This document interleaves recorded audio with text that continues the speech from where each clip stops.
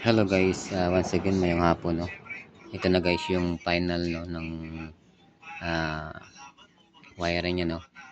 Bali ito yung board ng ano niya, timer.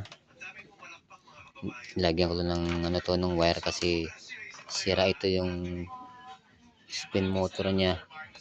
Yan. Ito lang po ganahin natin yung timer niya.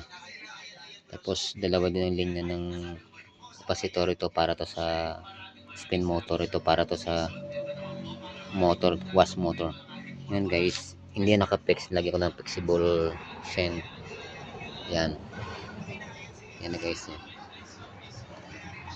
Hindi pa yan naka-fix kasi ikabit natin yung buong katawan yan. Yung line 1, line 2, nakadirekta dito sa timer. Yan, timer.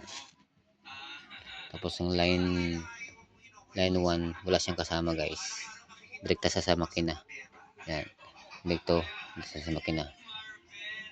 Yan, hindi natin napagana yan dahil nasunog yan ng ano, sunog yung spin motor. Yan guys, i-fix natin mamaya yan. Ito yung cord nya, ito i-saksak natin guys. I-on ko na lang to, ilaw yan.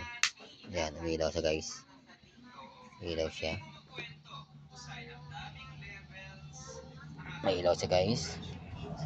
Tapos ano dito, i-on ko dito, tingnan nyo dyan guys. Yan, nag-lockwise siya, nag-reverse. Ayan nga, ikot sa guys, pabalik. Yan, ayan na guys, yun ang ano natin. Ito lang paganahin natin muna yung timer tsaka yung wash motor. Yan, okay na guys, fix na lang natin yan sa ano, yung katawan, ibuo na lang yung katawan na yan.